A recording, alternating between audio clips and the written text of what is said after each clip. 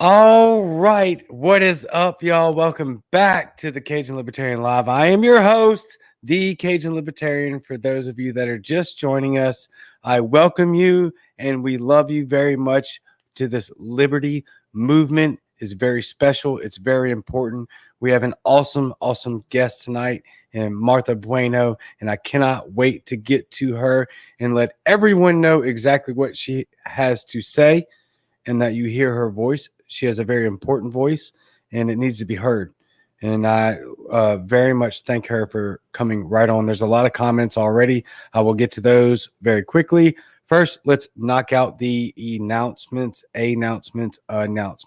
whatever you call them in your specific region. PayPal, Cajun Libertarian, there you go. You can donate to keep the liberty movement going. This equipment costs a lot of money. And of course, you all know what's coming in about 2 weeks. I'll get to that in just a second. The big one, CajunLibertarian.com. You can donate and get some merchandise, which I am wearing right now. A little Cajun spice makes liberty real nice.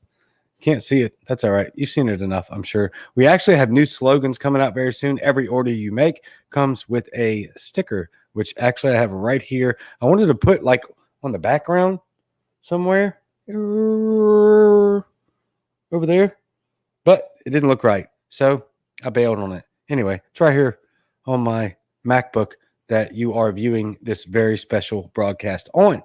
Let's see. You can catch me now basically anywhere you get your podcast: Anchor, Spotify, Apple, Google, and basically anywhere else. So there's that. Libertarian Party Seafood Caucus, please join that with Eskimo Libertarian and myself. Don't forget to watch every Sunday at 2 p.m. Freedom Time, which is my time, Darnell, Central. But if you're on the Eastern Coast, I'll give you that too. Y'all are also Freedom Time over on the East Coast. And I love the East Coast very much. So, Cajun and Eskimo show from bayous to igloos. Please tune in, Muddied Waters Media. And then on Tuesday, you can catch the Spike and Matt show on Muddied Waters Media at 8 or 7 Central. And then you've got Spike on Wednesday, Matt on Thursday. You also have Not a Real Libertarian, hosted by Chris Darnell and Will Darty. And you have, of course, the wonderful and amazing Eskimo Libertarian show on Thursday evening. Sandwiched in between that is The Writer's Block by Matt Wright, who you should definitely not watch. I'm just kidding. I shouldn't rag on him. Like, that dude's great. For real. Matt Wright is amazing. Spike's amazing. Muddy Waters is amazing. I know we give each other a lot of crap, but that's just because it's a bunch of fun. All amazing shows, and I model Spike and Matt and many other people as well.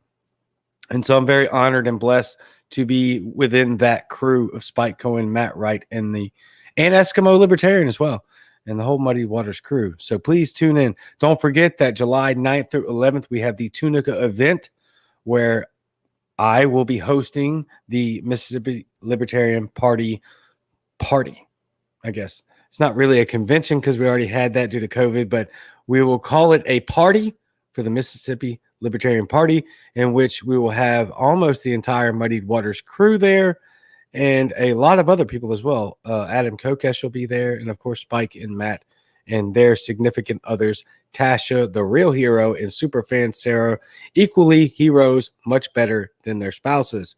Obvious reasons why. I guess that's about it. Don't forget, you can donate to the other stuff. You know, PayPal, GoFundMe, Stripe, all that nonsense. I hate doing the fundraiser stuff, but it is also vastly more important than my disdain for having to pitch it on air. So I need your help. We need your help. Please donate. And then last but not least, don't forget that after this, right after this, we will be in Clubhouse with the very amazing leader named Martha Bueno. So without further ado, as we always say on this show, let's bring her on. Or not, because I clicked on the wrong thing. There's Martha. Hello. Hi. Thank you for having me. Absolutely. Thank you for being here. How are you? I am fantastic. Yeah, very good. How's the weather down? I'm doing very well. Thank you. It's very hot here, but I imagine that in Miami, it's probably way hotter. It has been raining nonstop today. So there's that. It's very humid and hot and disgusting. Yeah. Let me ask you this. Do you get those afternoon showers where it's smoking hot during the day and then it rains and you get like 15 minutes of cool and then all the rain goes away and so do the clouds and then the rain just multiplies the humidity? You have just described Miami on like every summer afternoon, but today it rained from like really early and it was like heavy downpour. So it was not that hot, but very humid and disgusting. And summer weather in Miami is no joke. You know, I would love to move to South Florida. In fact, there is no but to that, right? I would still love to. I've lived in the deep South my whole life. I don't know what it is about Florida. It's like hotter than the rest of the world there. It's awesome. It's the greatest place to live. I'm not going to stop you. We really do need, we need to turn Miami super libertarian, or South Florida. So, come on down. Yeah, I am not against it. I love Florida. Buy like a lot. Got a lot of people. I need more libertarians to come down here so you can all vote for me. I would really like it if other people ran with me, for these seats, because we definitely need to change things up a bit. So again, move. You're more than welcome to come down here. So you've got a relatively and I say that loosely. I don't think it's relatively. I think you've got a great thing going in Florida with the libertarian movement, and you're part of the head of that. What is y'all success in that state? How are y'all doing this? Well, so I think the movement you're talking about is probably the Libertarian Party of Florida. We have Stephen Nikila as our chair, and he is awesome. Yeah, he's coming on the show soon. Yeah, he's fantastic. Great guy. I keep calling him a kid because he's a lot younger than I am, but he's a great guy. I should not say that on air. Yeah, you could. He's great. And I think we have a really good, when I joined the party years ago, we had a lot of infighting. It was so weird. And now that's all gone. And it's a real good group of people. So I think that's the liberty movement you're seeing. And then I can't take too much credit for it, but we're also growing the Hispanic side of the Libertarian Party. Zach Foster and I, that's our big project. And so I'm seeing a lot more movement in the Hispanic community. And I think that was one of Joe Jorgensen's biggest segments, or Joe and Spike. Their biggest segment this year of growth was his Hispanic population. So and you do a show on Liberty or Libertarian Party TV, right? That's just all in Spanish. Well, we actually switched it. We moved the all in Spanish one to People for Liberty. And then we do English now on Wednesday nights on the LPTV. But we talk about Hispanic issues. So we realized that there was a need for both things. We needed Spanish content for people who only speak Spanish or who like their content in Spanish. And then we realized that there's a large portion, even within the Libertarian Party, that wanted to hear about issues from Latin America, news with more of a libertarian twist, and then doing that in English. So, yeah, that's awesome. What is the feel from you, since you're such a prominent member in that area? You're such a prominent leader, loud voice, super successful. What is the feel that you get from the Latina community as far as libertarianism and individualism and the Libertarian Party? I think it's the perfect fit. I mean, that's why we thought that this needed to happen. I mean, when we were looking around at the numbers that our presidential candidates get, it's, even Gary Johnson, he had 4 million votes. That's not a whole lot when you have 330 million Americans. And so we were looking around and obviously I'm Hispanic and Zach Foster is as well. And we both had overlapped and done work with Venezuela and Cuba and, reaching out to those communities. So we were like, the Hispanic community has 30 million voters. And we're not reaching out to them, like legal voters, registered voters, 30 million. The community is larger than that, of course, but there's all these votes. And, the Democrat Party and the Republican Party, they only show up once every 4 years and pretty much pander. I mean, they do that to every group, right? So, the LGBTQ or the Black community, like they show up every 4 years, like you have to vote for us because we rah. And so we realized that, the Libertarian Party doesn't even have that. But moreover, our values are in line with, like, the Libertarian Party platform, and our values are so in line with Hispanics. I mean, the vast majority come here for all these opportunities that we don't get in our own countries. In my case, my parents came over because they didn't have political freedom. So for me, the biggest issue is freedom. But then you have people from all over Latin America that want to come here for our freedom and for the opportunities and for the things that they can't have at home. And it's very much in line with, the Libertarian Party ideas of self-ownership and freedom to pursue a business, freedom to study, freedom to do the things that you want to do and not have a government oppress you and tell you can't do it. So I think there's huge potential, that's for sure. And we're, chipping away little by little at that. So far it's going well. Yeah, no, I think it makes perfect sense in all honesty. We have a large, diverse community from all backgrounds here in the Deep South, specifically along the coast. And I feel the urge to get away from the propaganda that the duopoly is pushing forward. I don't see as much minority votes going to the Democrat Party specifically.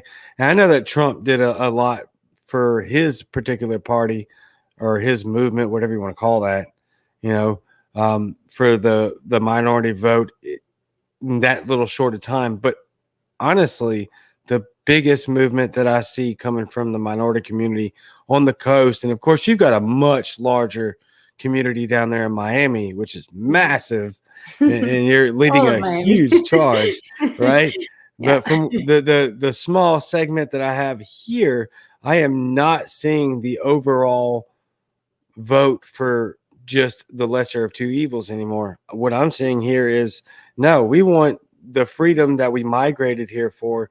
We fought tooth and nail to get here, defeating tons of obstacles, and now we're being oppressed and suppressed in our ability to be successful in the country that we saw as this shining light of liberty in the world. And so I can imagine that. Yeah, go ahead. Sorry. No, I agree totally. I think that that's exactly the thing. They are sold this idea that there's all this freedom here in America, which there was to a degree.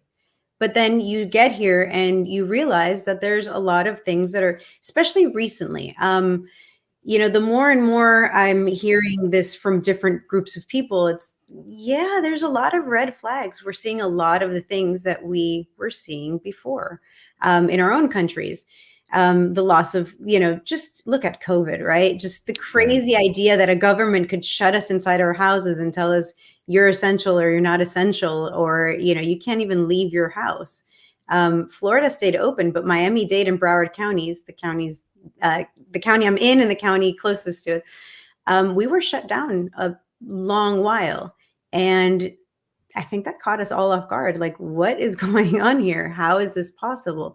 And I think a lot of us are seeing, just a lot of similarities, the propaganda, and some other stuff. So yeah, it's really resonating with this community, Yeah. And again, it makes perfect sense. And you're down there in Miami-Dade, and correct me if I'm wrong here, but you've already ran for local office and won, right? Yeah. Running is kind of a funny word because I kind of lucked into the seat. I'm a community council member, but it turns out that nobody had actually run for the seat that I'm in since the council was formed. It was just people being appointed to the seat. So I ran, I submitted my paperwork, and when nobody ran against me, I won automatically. And you ran as a Libertarian. It's a non-party seat, yeah. A nonpartisan seat, yeah. So you're killing it already. A lot of people run unopposed, and then all of a sudden they hear independent or nonpartisan or whatever, especially Libertarian, and they're like, nope, can't have that. Got to throw my name in the hat. And so you've already ran, you've already won, and Right. and now you're taking it to the next level. Am I wrong? No, you're not wrong. I'm taking it to like 10 levels up. I'm going from a seat that really doesn't have any power to one that I hope to win that has a lot of power. I mean, a lot of power. It is the 7th largest county in the United States, and we have an annual budget of $9 billion with a B. Billion dollars a year. Like it blows my mind. There's under 3 million residents in Miami-Dade County. And that's not including the city of Miami that also has an incredibly large budget. I think it's another 6 billion. So, I mean, we definitely have, yeah. So the role I'm running for is one of 13 commissioners. So, you know, I don't get to make all the decisions, but I hope to be one of these 13 people that at least I will have a platform to be able to speak up against the things that I believe in. There's a lot of corruption in the city. There's a lot of, you know, programs that go in that have gone in 50, 60, 100 years ago, and they're still on our books. They don't ever end. And so a lot of this money is going to just programs that most people are like, I don't even know. Just government waste. I mean, that's what they do best. Yeah. They're the best at being inefficient and wasting money. That's why we're here right now. They are swell. Did you see the $100 million in California for weed? I mean, the government, seriously, only the government can mess up cannabis. Like gangs have been doing this for like decades now and doing it really well. And then the government gets involved and they need $100 million to make it work. No. Seriously. So Jimmy says, what are some of the issues that Miami citizens have on a local level? I would ask specifically where you're at. So specifically where I'm at, my area is very fortunate. There is not a whole lot of poverty. I mean, there's a lot of people that live within lower poverty levels, but we are very fortunate. We are in West Miami. We're not in the areas that you would think downtown or the beach, places that have high crime. Again, we're really fortunate out here. The biggest issues that this seat would see, because I mean, I don't want to go out too far. It's not the seat I'm running for to, you know, talk about the police or teachers or things like that. So it's really financial. We get taxed a lot. Our property taxes are crazy expensive. And then we do have an aging population, and a lot of people are on fixed incomes, and then they cannot by any means, you know, budget what this is going to be like 10, 15 years down the line. When I bought my own home, my property taxes were like $5,000 a year, and now they're up to $10,000, and it's been just over a decade. So if you're an elderly person and you've budgeted your monthly expenses, you live on Social Security, again, this is Florida, we have a lot of elderly that are on this situation. They tend to be, you know, unable to pay their property taxes, and then they lose their homes. And this is unacceptable.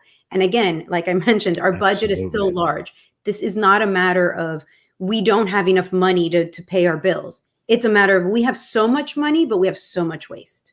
And that's just unacceptable. Yeah. It's one of my biggest things right now as I've gotten into this movement, as I'm doing what it is and talking to major players like yourself. I think it's pretty obvious. I just don't think that is a good enough focus, in my opinion, and that we are giving enough money. The problem isn't how much money we're giving. It's that they are allocating them poorly. Right. Like, absolutely. Horribly. We over 20 years ago, I want to say, yeah, just over 20 years ago, we decided, the collective we, Miami-Dade County, decided to take a half a penny sales tax and dedicate it to transportation. And they've pulled in over $1 billion now from this money, and they've never used it for transportation. We still have the same situation we had 20 years ago, except that fund has been depleted. I couldn't tell you where it went, so it's not a matter of funding, and it's Right. a matter that nothing really gets done. If you come to Miami-Dade to visit, you arrive in the Miami airport, you're like, yay, I'm going to take public transportation and get everywhere. You're not going far. We don't have these things. We don't, what other cities have, we don't have them. So if they're going to be taxing us to this point, give us those things, or don't give it to us, but don't tax us. You can't have it both ways. Something's got to give. We need one or the other. Yeah, no doubt. We're seeing the same thing. Well, again, not on a massive scale like Miami, but I do live right by Jackson, Mississippi, and have lived in Jackson, Mississippi for a long time. It's one of the highest rated tax rates in the state, but yet everything is terrible. Jackson, Mississippi has a reputation nationally, like about how bad it is. And yet we're giving the most money to them. And it's just going, I don't know where it's going. I know where it's going. It's going to the politicians. They're just lining their pockets and they're going home. Politicians, though. I mean, the corruption is so good, at least here, that, they will pick, for example, their friends to do construction. And so these construction projects start off, they'll take the lowest bid, right? They're like, oh no, so-and-so gave us this low bid, but then they do all these change orders. And the low bid, if it started at one price, is now exponential. And then the corruption involved with how they choose these people. So if anyone's familiar with the bridge collapse that we had a few years ago here in Miami-Dade County, the people that were responsible for building that are in the process of finalizing the contract to do a construction of the Miami International Airport. You can't make this stuff up. I mean, they killed people. Yeah, no, you can't. There's nothing to stop these people from giving away. Oh, hi, David. Sorry, I didn't mean to distract you. Huh? I didn't mean to distract you. Sorry. I love him. He's awesome. So, I was going to say he, I don't even know what we're talking about. You were talking about the company that was hired to, that had the bridge collapse is now hired for another construction project. And it's absolutely disgusting. There's no excuse for any of this. They should never be hired again. I mean, do we even know what happened? I don't think we even know what happened. I don't think we've gotten a final report on it, but apparently construction in Miami is just not that great. Yeah, that sounds very familiar. I am not going to post that comment, David. Everybody can see it. So we'll leave that alone. You're Cuban, right? I am Cuban, yes. Your parents came from Cuba, is that correct? That is correct. My father was given a sentence in Cuba for trying to leave Cuba. So my mom broke him out of jail. It's one of those like crazy family stories, but my mom broke him out of jail.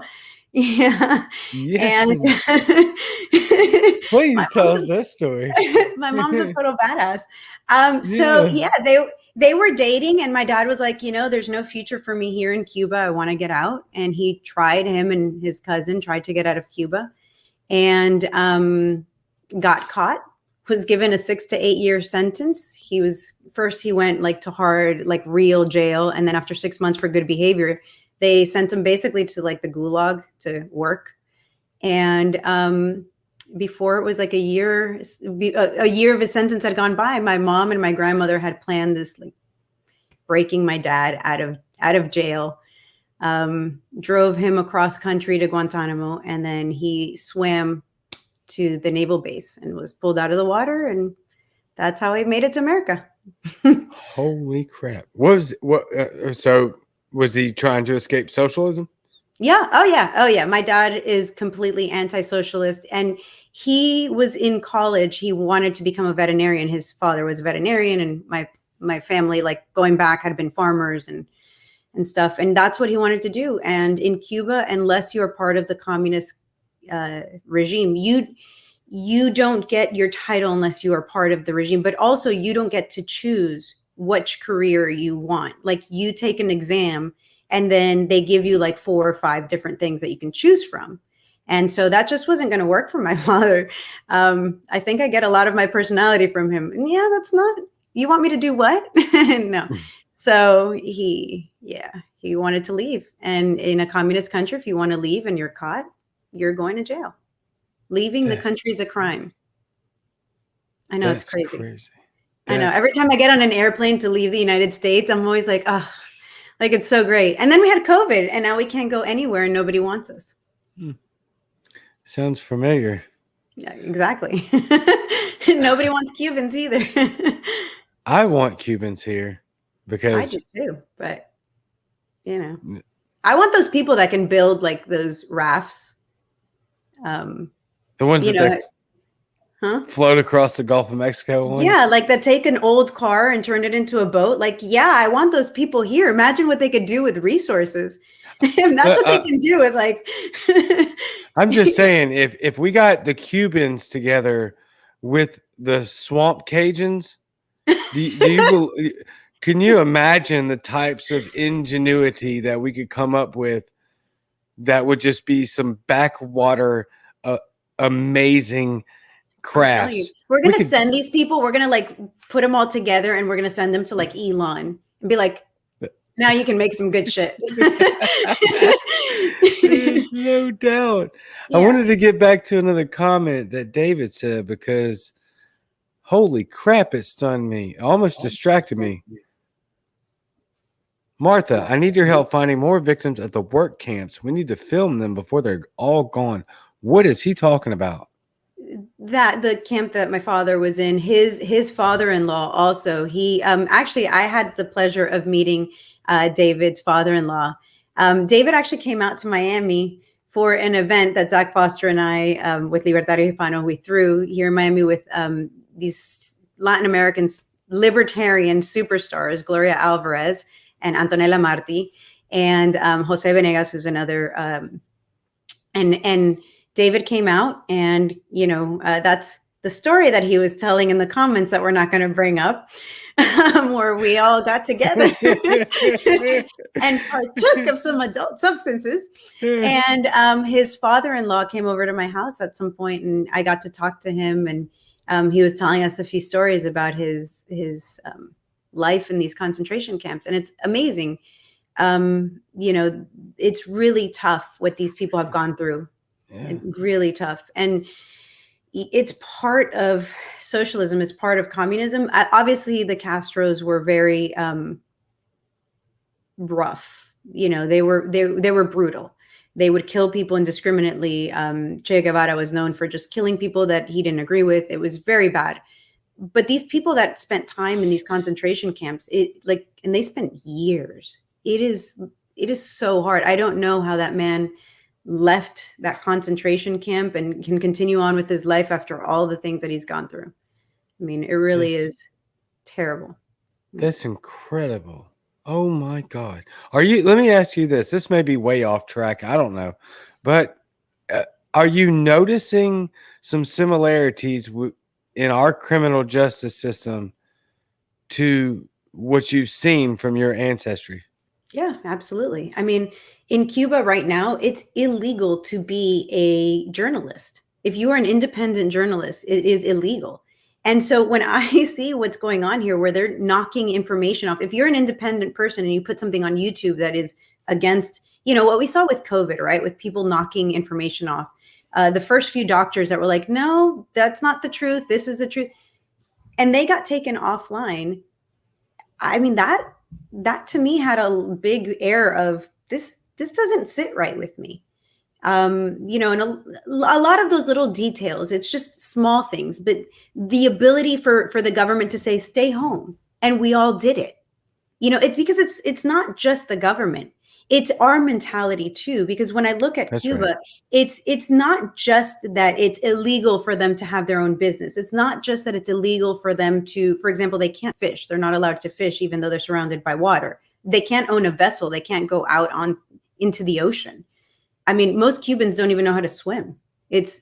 So when you see God. that, the government keeps people from learning, from bettering themselves, and then that's kind of what's happening here. When we look at our public schools, for example, it's incredible to me that we just keep taking away from the schools, and it's always like a budgetary issue, even though the budget for the schools keeps growing, and that's not even true. I mean, private schools that get zero funding are cheaper than what we spend on these kids in public school. So it's absolutely not true in any way, shape, or form. The fact that they can't manage the money is different than, the actual problem of, oh, we don't have enough money. Indeed. But anyways, we're not educating people to be the best that they can be. We're not. We just aren't. We're not educating them to think for themselves. And that sounds so familiar to what people in Cuba go through. Where they have one of the highest literacy rates, but what's the point if you can't choose what you want to read? If your news comes from only one source, how would you know? I mean, in Cuba, they really believe that they are in the first world country and they have the best of things, because they don't know that the rest of the world, like cell phones, they just got cell phones a little while ago and they have really crappy ones. They don't have brand new iPhones, Right. They don't know these things and they're not being taught it, and there's really nowhere for them to go. Their internet is very limited.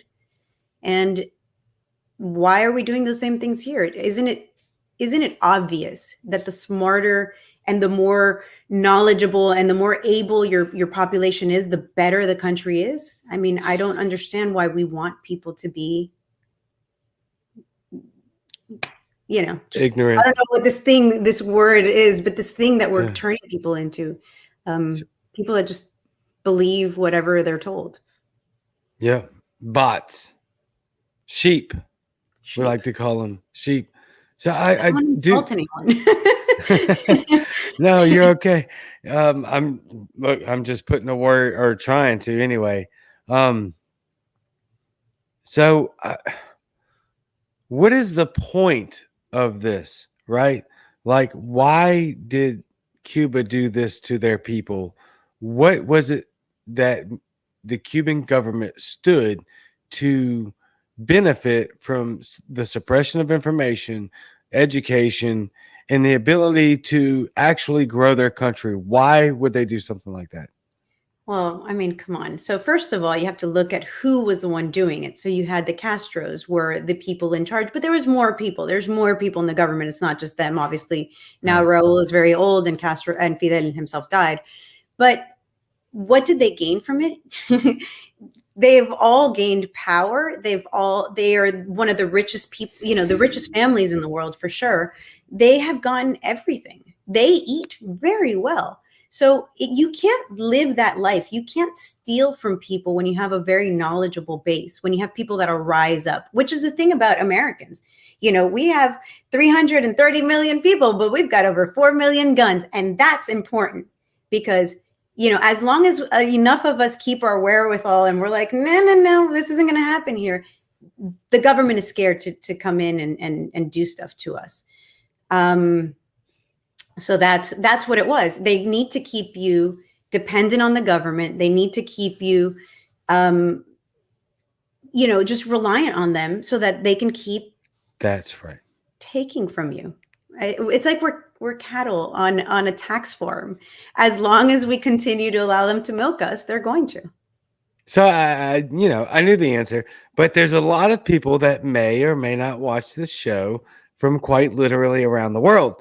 And so I want them to hear this from somebody who has lived this firsthand. I lived it twice now. Twice. I feel like socialism follows me around. So my parents left Cuba, came to the United States, and that could have been the end and everything would have been great. But at some point in the 70s, my father traveled to Venezuela. He was given a ticket at his job. He won some vacation. And he went to Venezuela and fell in love with it. This is Venezuela, not the Venezuela that people might know from today, but the Venezuela in the 70s that was one of the richest countries in Latin America. It had all this oil. It was absolutely amazing and thriving. And my father found that he could have farmland and do, the farming and the things he wanted to do. He was really involved with embryo transfers and artificial insemination in cows. And he was actually one of the first people to bring that to Venezuela as not a university, but as somebody, just a business. And he did that for many, many, many years. So we moved to Venezuela, and I lived there until the mid 90s, and it was fantastic until it wasn't. I lived through the coup of Carlos Andres Perez, and then the early stages of Chavez. And my dad was like, I've seen this before, been there, done that, we're out. And so we came back to the US. And so, every time when my parents left Cuba, when we were in Venezuela, there was always that, oh, we'll just go back to America. No big deal.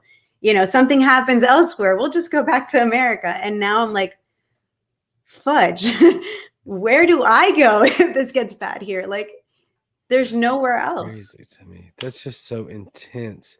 It just blows my, because I know these stories, and it's so heartbreaking. Honestly, like, heartbreak. My grandfather had to learn the English language here. We are not we're older than your family, but not by a lot. And it just breaks my heart to hear these stories about, we're going to go to America. This is the greatest country in the world. They are the beacon of liberty and success and economic freedom. And then you come here and it feels kind of overnight where it's just like the rug is being pulled out from under you. Yeah. And it's so saddening. But then at the same time, we get to talk to people like you. We get to hear the stories of your father, who's obviously brilliant. Sorry, go ahead. Go ahead. I was just going to say, like, in America, it's like death by 1,000 paper cuts. Like, it's just, right. It's small little infractions, and they don't feel like much. They're just like a little thing here and a little inconvenience over there. And then over time, those little inconveniences just start into being, this huge wound. And, license laws and just the overtaxation. And then, it's just little things, the schooling that you can't choose where your kids are going to go. It's just small things that just add up over time to then be this system that's so oppressive. You feel like you can't breathe. Yeah, I was having a conversation with somebody on Clubhouse today, and they're not quite libertarian. I think they're more maybe Republican leaning. I don't know. I think there's an ambiguous spot that they're in, which really to me means you're just libertarian and you don't know it yet, right? Or you're just liberty minded. Or you don't want to say it. We're still not the cool kids. We're like the kind of like weirdos in the corner. Nobody really wants to be like libertarian. Right. I think we're getting there though. But we are. Yeah. He was mentioning these are these particular laws where, like, I can't go outside of my home, or I can't do this in my town. I just can't do that. I don't know what to do about this. I can't do this anymore. This doesn't seem like America to me. But in the same breath, he was like, I get some of these laws. Like, right, if I have an invasive species in my yard and they don't want it going to another yard, okay, well, I'm okay with that. I get it. And I stopped him. I was like, that's the paper cut. That's the death by 1,000 paper cuts, because all you're doing is giving them precedent. You're giving them inches, and they will take an epping mile. Yes, they will. They will take the mile. I mean, just look at cannabis or psychedelics or all these substances that we know are beneficial for you. So cannabis, right? It's like one of the only cures for like Crohn's disease. Like, there's so many benefits to it. And yet for 80 years, it's been illegal. And what's worse is that we've been throwing people in cages and removing them from their lives so they can't earn a living. They can't spend time with their family. We are taking their lives over a plant. And we've all just kind of been sitting around like, well, there's not much we can do about it, so I guess it's okay. And it just drives me crazy. How did we get here? How did we get to 80 years of people just sitting around like, well, it is what it is. Some of it's propaganda. A lot of it was propaganda in that day. I was trying to be nice. Yeah. A lot of it was propaganda, and it was horrific propaganda. Yep, horrific propaganda. And now I feel like we've gotten to the point where basically the government has pushed the economy to the point to where now we have to have dual income. And so a mom can't stay at home with her children. A dad can't stay at home with their children and let the other partner work. Right. We have to have dual income, which means what do we have to do then? We have to send our kids somewhere because they can't stay at home by themselves. And then they get indoctrinated. And then it's like, okay, well, not only that, but now if you want to be successful, you're going to have to work these many hours. So when your kid gets out of school, now they have to go to a public daycare center or after school program where the indoctrination continues. Anyway, I am absolutely preaching to someone who knows vastly more about this than I do. And so please tell us what I know. We've talked about this education system just free. We didn't talk about this before the show, y'all. Just so you know, we are ranting 100% here, just off the cuff. But education is a big deal for me. You have 4 kids, I have 3. Let's talk about that. Education is a huge deal for me. So my kids actually have never stepped foot in a private school system. And I'm actually proud to say that because I had a baby when I was 21 years old. And I didn't have money at all. I had nothing. And I decided I was going to be a stay-at-home mom to him because I had gone to public school. So I went to this really nice private school in Venezuela. And then I came back and my parents didn't have a whole lot of money after that whole experience. Right. Bolivar was devalued, so money was tight. And my parents sent me to public school. And my very first day of public school, I was offered drugs. Now, knowing what I know now, I'm like, but anyways, I was offered LSD on my first day of school. And I was like, wow. And then just like, I'd never had to open a book again. It was the education in Venezuela that I received up to 10th grade, allowed me up to 9th grade, allowed me to pursue 10th, 11th, and 12th and never have to open a book because the education was that bad here in comparison that I felt like I already knew this. I had already studied most of this and the little things that I didn't, read a chapter or two. It wasn't that hard. So I realized that I was not going to put my kids in that situation. And I have sent them to private school. And what upsets me about the school system so much is, yes, I struggled to pay for it. And I'm proud that I did it. And I'm proud that I was able to, but I'm not special and my kids aren't special. Everybody should have that opportunity to put their kids where they want to. It is only in a government system where we will allow them. I mean, and everything else that they do, they give us food stamps. If you don't have enough money for food, they'll give you food stamps, but they don't tell you which supermarket you have to go to. It's open. You can go to any supermarket you want. So why are we forcing people to go to the school that the government is choosing for us? And, it's just so wrong. There are so many ways to educate a child and no 2 kids are the same. Why aren't we letting parents choose? And again, I'm also preaching to the choir of everybody, but it's true. I'm passionate about this because I think that everyone should have the opportunity to give their kids a quality education. It shouldn't just be my kids. Absolutely 100% agree. I am a massive advocate for open market education. And don't be surprised if there are not just libertarians watching this because there aren't. I have a wide variety of people that watch the show. And so don't hold back. Preach because it's extraordinarily important with people that have children in the way this country. Even if you don't have children, we need to be aware of what's going on in our education system because what's happening is we're sending our kids off to these schools. Our tax dollars are paying for it and they are not receiving the education that they need when you could in fact redistribute that money that the government redistribute is probably a bad word in a libertarian place. Yeah, don't say that. right but you know what I'm saying, like if you gave me my tax money back and I could actually pay a teacher, like, hey, I've got a clinic over here, I've got 5 students, and would you like your kid to be a part of it? Like, okay, give me the curriculum and give me your skills. Yes, I will give you the tax money that I was paying and I'll give it to you. And then you will have real education. That's how reallocate. Yes, they don't even have to give you back your tax money because think about the people. Well, I mean, I want them to give you. Wait, let me clarify again. Libertarians, I am not saying, I'm not advocating for them to keep your tax money. I'm just saying that if we look at the money spent, because a lot of people don't pay into the tax system. If we look at the money we're spending per child, and in the state of Florida, it's over $14,000 per child. It's some crazy number. So if we're spending that, or $20,000 a student, the private schools that I've been paying for my children have been like the top private schools. And for an elementary education, it's under $10,000. And for a high school education, it's like $14,000. So not only would we be saving money, But then we could send our kids to these top-notch schools. And if your school can't operate within that budget, then sucks to be you. You should close down and shouldn't be educating students. I mean, unless parents are willing to pay more to send it to a different school. But I mean, we really should be able to, you know, keep it down or keep it in control. Yeah, we should have the ability to pick where we want to send our. It's absolutely absurd that we're sending our kids to school based on our address. I know, right? Like, why? Of all the ways we could group our kids, why not group them based on any other quality? Like kids who like some subjects and don't like others. I mean, there's so many ways you could group kids.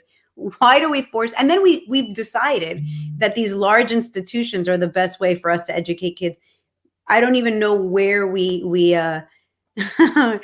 where we get this idea that like these large institutions of like 4,000 kids is a good idea. The high school I went to had 4,000 kids and it was only 9 through 12. Wow. Yeah. Holy crap. But you were in Miami? Miami. Yep. I went to Coral Park Senior High School. We had just around 4,000 students. And I think the number is larger now. Good gosh. I know. I mean, I meet people that were in my same grade. It's like, I have no idea. I did not meet, there's 1,000 students pretty much per every grade. There's no way you're going to even meet all of those people. It's insane. Yeah, and that's not a successful format for education, not at all. What I've seen, and my stepmother is an educator. She's about to retire actually. The best way to educate students is on an individual basis with a small setting, knowing what the student or how the student learns best, and then addressing that student according to their needs. So a bubble test for everyone. Sorry, there's an echo, so I'm trying to get through this. A bubble test for a Scantron test for everyone is not going to work. What we need are teachers that are passionate and want to absolutely reach their students on an individual basis, kind of like what we're trying to do, right? With our messaging when it comes to libertarianism and individualism and escaping the government tyranny and government control. We want to meet people where they're at. We want our teachers to meet my children where they're at. And we can't do that when you have a freaking ungodly amount of kids coming through class like you do in Miami. Good God, that's just not a recipe for success at all. I'm sorry, I ranted.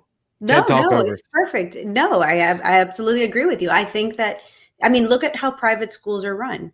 You don't see private schools with that number of children. You know, they want smaller classes. It's a good thing when the teacher can remember your name. You know, when you have so few students that. So yeah, I think that we do need to change the way it's done. We're educating kids based on a system that used to be important. Why are we teaching children like these upper level maths this day and age that are not needed? We're teaching it because it's what we created way back when, before we had these supercomputers, before we even had computers. So we needed people to be able to do the math, you know, remember in the 50s, we were trying to race to space. We needed people that could do these complex calculations. And so we would teach it in high school. There's no reason why most students today should be seeing like calculus. And that's not even a decision you can make as a parent. You know, my kids hate math or, you know, struggle with it. They're my kids after all.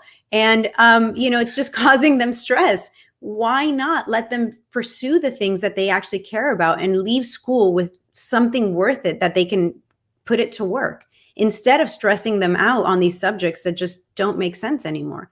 I still think math is important. Don't get me wrong. I'm not saying don't do it, but I'm saying these like super upper level maths that nobody's ever going to use again. I mean, give them statistics or something easy, something that they'll actually use. Statistics would be great. We actually need that to be able to read most of these studies, you know, and be able to figure out, is this real? Is this not? Calculus?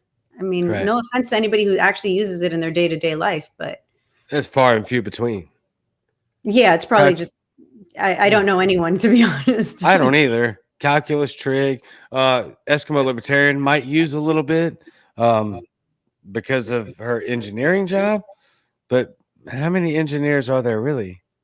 And do engineers really use calculus? I have no idea. Who uses it? I don't. But So what can we use to get you in office in Miami-Dade? What can I use, or what do What I what need? Go. That's a good question. What do we need to do to get you in that office? What can you use, and what can we do to help you? So, I'm a year and a half away from my primary still, or from my election, primary and election. So I need to do a lot of things, but I really want to do things differently. And I know that there's a tried and true method to getting people into office. And I just think that it has to be different. It has to be, people have to know who I am and have to know what I am. What is he saying? Race to space. What? I don't know what David's on about. But also, I have to say that I have a medical marijuana card because David's talked about our cannabis smoking so many times. I don't want to go to jail. So I am legal. I can smoke it legally in this state. There's so many things that need to happen. And the most important thing is people have to actually get out to vote on the day. It's an off-year election. We're not voting for president, so it's going to be, one of those things. I just really need to get out and knock on doors. I think that's the winning message. And then have people hear from me, know who I am, learn about me, know what I'm trying to accomplish. I know we can. Volunteers. Volunteers, yeah. Look, you're running. It's 2022, right? That's you're running for. That I'm running from November of 2022. Yeah, and so still a while away. It's not though. I know, it feels like forever though. It does. I have a lot of people coming on. I'm thinking about, like, oh man, that feels like so far away, but it's not really. And so, yes, you need volunteers. If you're in Miami, and Miami is a huge city, but you also have a lot of surrounding areas right there, right? We do. So I'm the people who can vote for me are only located within my district. So District 10 is the only people that can actually vote for me. As I mentioned, there's 13 commissioners. We each come from different areas. But then once you're in office, you get to decide on the entirety of Miami-Dade County. So it's not like you're just limited to your area. You actually get to influence the entirety of Miami. So it's odd. It's an odd place. Yeah. Jimmy says, give her a mic and people will listen. Her message is solid. No question. I've had a lot of comments. I see you looking over at them. I've had a lot of comments saying this is one of the best interviews I've ever had. And so I think that moving forward, I'm still going to ask the same question. I know you answered it, but I'm going to ask it maybe a little bit differently. So we talked about what you need. And the reason I asked about the surrounding counties for Miami is not just for voters, but because of volunteers. You said that volunteers are what you need. Yes. You need a structural organization. I'm assuming you have a campaign manager? I do not. Not yet. Well, that just happened live. Who's going to be Martha's campaign manager? I know there are people I'm looking for somebody. Watching. Yeah, it would be great. So every campaign needs 3 things: time, talent, and treasure. So that's exactly what I need: time, talent, and treasure. I'm hoping to do this as effectively as possible with the least amount of money. It's my thing. I've been a businesswoman my whole life. Like, I think it can be done so much better. The average cost to get into the seat is $1 million, and it pays $6,000 a year. It's insane. That's the amount of corruption that people are willing to donate and spend this kind of money for a seat. But I just think it can be done. If I'm going to raise $1 million, I'm spending it on doing something for the people. Like, I can't spend $1 million, on frivolous stuff, on look at me. I don't know. It's ridiculous. This whole running for office thing it's crazy. But if you need $1 million, though, it's not about looking at you. If you need $1 million to run a campaign to be successful, it's about the fact that the people of Miami, the minorities, and I don't even like say, I'm just people of Miami, the people in this country need a voice like yours. Your community needs your voice. and your leadership. And if it takes $1 million to do that, then that's what we need to raise in order to make that happen. And so that's my challenge right there is I think that you don't need $1 million. I think that you need to spend it wisely. You need to spend it wisely. I think that people want to hear, about the real issues, and we're not talking about them. And people want to hear about how we can fix these problems that they have. And they don't want to receive a card from me once a year, on, hey, or my opponent is this horrible human being. My opponent I have one so far, and he's actually my front neighbor. He actually lives across the street from me. I swear to God. Shut up. Yeah. That's gotta be awkward. Well, that's my point is, I just don't believe in these negative campaigns. I mean, he's a father, he has young children, and he's my front neighbor. I mean, I'm not going to say things about people that just aren't worth it. Your personal life is your personal life. He's probably going to say I smoke a lot of weed or whatever the issue is. I just don't think that it's worth that. I don't think it's worth spending money on dragging other people down. I have something that I bring to the table, and I want to focus on that. Well, I think just from hearing before we even started talking, and you and I set up this interview a long time ago, and then we didn't really get a chance to talk because obviously you're in Miami-Dade County and you've got your absolute freaking hands full down there trying to revolutionize your area into liberty, into individualism and success for your people. And when I mean your people, I mean every single absolute person that lives under your district.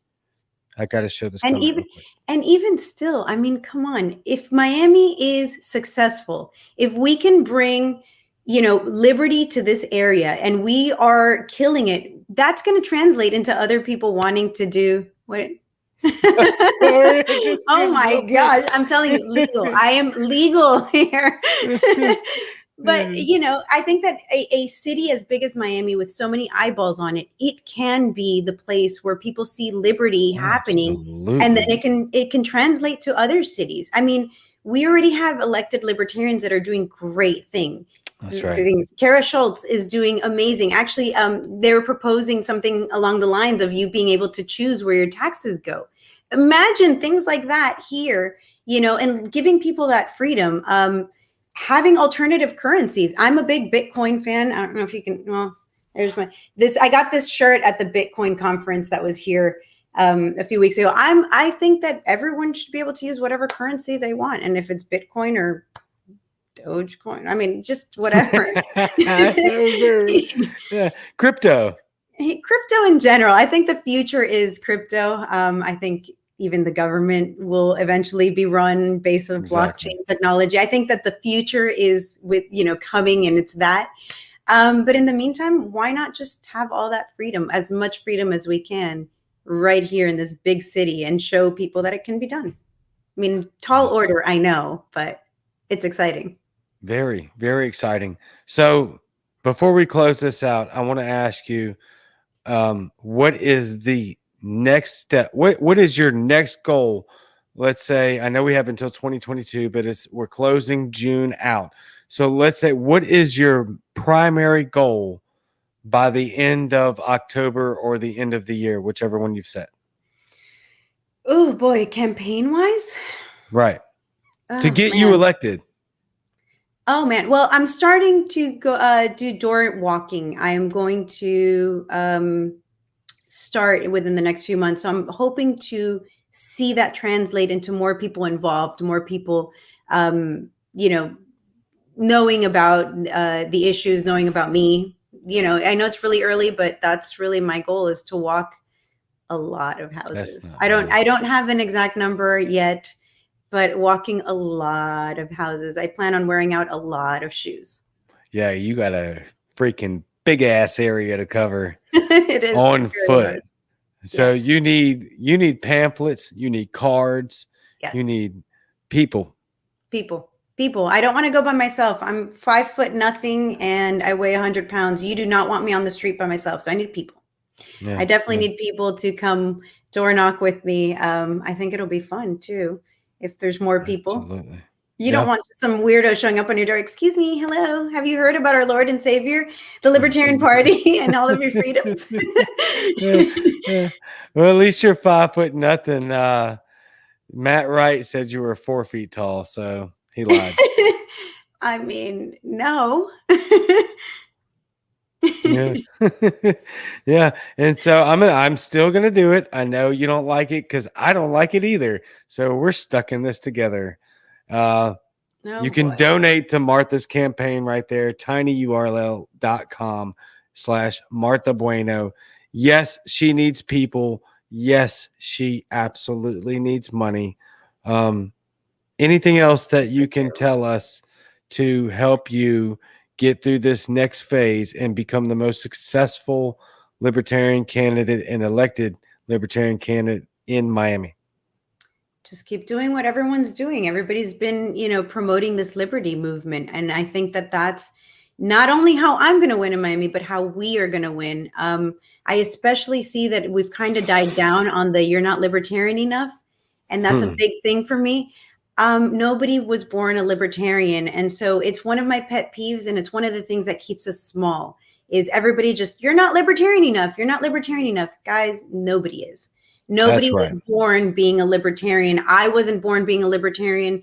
I don't think anybody was. And so if we just kind of stop with that behavior and start embracing people and teaching them about liberty, we're going to have way more success. And, that translates across the country. We need that liberty movement. Absolutely. 100%. You're actually touching something that I have been harping on over the last couple of weeks, and that is stop the purity test. There is no purity test. You gain allies. Point blank, period. Listen to what Martha's saying. She's vastly more smarter and informed than I am. And so there you go. You heard it from her, even though I've been saying it. Stop it with the purity test. Let's get on board. Let's get everybody that we can. I know I have a lot of people in Florida, not as many as Martha, but if you're watching this and you haven't got on Martha's campaign and you are not helping her out, then you are not a real libertarian. There's it. There you go. That's a good use of it. It's total satire. I am totally kidding. Is there anything else you want to say before we get into Clubhouse? Let's go to Clubhouse. It's party time. I'm going to probably pick up a cigarette on my way to outside to get on Clubhouse. So the quality of this conversation is going to decrease. Yeah, I somehow doubt that. When we get in there, it's going to be a bunch of fun, and it's just going to be more opportunity for you to expand your reach in Miami, and really it's just going to be a bunch of fun. So David says he's on board for door to door. I will hold him accountable to that. David, I've got you. I've got you. David tried to authoritarian his way onto my show this afternoon. Once he found out that you were coming on, so then he was like, "Oh, you got to have me on. I'm a big time guy on some really crappy Liberty Memes page." That's an absolute joke, by the way. Liberty Memes is one of the first pages I started following before I got on this brand, and so he's amazing. He is amazing. He's raised close to $2 million for different types of liberty. The whole goal of that page is people donate to campaigns to help people. It's volunteerism at its best. And that's something that David thought of and keeps getting shut down. I don't know why. And just said why. That he keeps getting shut down because he raised money. I mean, should be the opposite. I don't see Make-A-Wish getting shut down. I don't see other things getting shut down. Because he's raising it for libertarian causes, for volunteerism. Make-A-Wish Foundation. He's not raising it for libertarians. He's raising it for everybody. You're right. You're right. As a libertarian is what I meant. Yeah, but it's coming from us libertarians to other people, and he's got the right message. And I love him, and I love what he's doing. And so, yeah, go follow him on Liberty Memes. Yep, and I am going to have you on the show, even though you hate me, David. Apparently. I mean, he loves us all. He's just yeah. All right, well, we're going to get out of here, and then we're going to jump right on Clubhouse. Martha, I can't thank you for enough for being on the show tonight. You're absolutely incredible. I cannot wait to see the day when you get elected in Miami-Cade as commissioner or one of the commissioners. One of the 13 commissioners. That's crazy. I would love that. It's crazy. And so thank you so much for coming on the show. I cannot wait to talk to you again and see how the campaign is going very soon. Thank you, Martha. I will talk to you in Clubhouse in just a minute. Thank you. Good night, everyone. See you at Clubhouse. That's right. And what an incredible interview. What an incredible guest. Thank y'all very much for showing up tonight. Martha's obviously incredible. She's obviously super intelligent. She's very informed. She's got a background that's worthy of every person in this country of hearing. It's just amazing. I can't believe I am that on. I am honored and very blessed to have people like Martha come on this show. And again, I say it all the time, and there's a reason I say it all the time. It's because these people are exceptional, and we are winning everywhere, all across the country. Stop with the libertarians can't win. I know probably most of the people watching this are not believing that, because at this point, if you're still watching this show after a ridiculous amount of incredible guests and terrible hosting job on my end, because that's how I roll. And you're still here. You're still here. Thousands of people still here. And so you see that we are winning. This movement is winning. This party, I guess, is winning. But more importantly, the movement and the messaging, the brand, the libertarian messaging, the individual liberty is winning everywhere, all across the country. I will keep preaching. And we are way over time. And we got to get into Clubhouse. Humanity Matters Media says, great interview. Yes, I know. Thank you. Because Martha's fantastic. And I'm just glad to be along for the ride. As all of my interviews, to be honest with you. Or at least the vast majority. So, Libertarian. No. Seafood Libertarian. Yeah, I was right the first time. Libertarian Party Seafood Caucus. Join, please. Fantastic interview. Cajun, Martha is an incredible person. Yes, you are spot on. And thank you for all the support tonight. Please join the Seafood Caucus. Please donate to the Cajun Libertarian brand. Buy some merch instead. It's much better because you actually get some crap with your purchase. Instead of just me running my mouth on air as the ticker is ticking and I really have nothing else to say because I am just floored at another exceptional, amazing guest and amazing interview. Again, thank you, Martha. Absolutely incredible. I am not going to run any longer here. We're going to close this out, and then I will see you. Oh, you know what? I do need to pitch something for tomorrow night. Jess Mears is hosting a Libertarian podcast special on Clubhouse, so please tune in to that. Don't forget to watch Matt and Spike's show tomorrow evening, right before the Clubhouse event. Then you're going to catch Spike Cohen or Spunk Conan on Wednesday, and then you'll catch me on Wednesday, actually, Wednesday night. I will have Hannah Cox on Wednesday night. We will not be the same Cajun time, but it will be the same Cajun channel. We will actually be airing at 7 Central on Wednesday, so don't forget to tune in to me and Hannah Cox. And then on Thursday, you'll have Not a Real Libertarian, Matt Wright's Writer's Block, Eskimo Libertarian. And then Friday, we will be back here, same Cajun time, same Cajun channel. And then on Sunday, Cajun and Eskimo show. And with that being said, I think we're done here. And if we're not, I am done here because I'm ready to get in Clubhouse and talk to all of you with Martha. So I am out.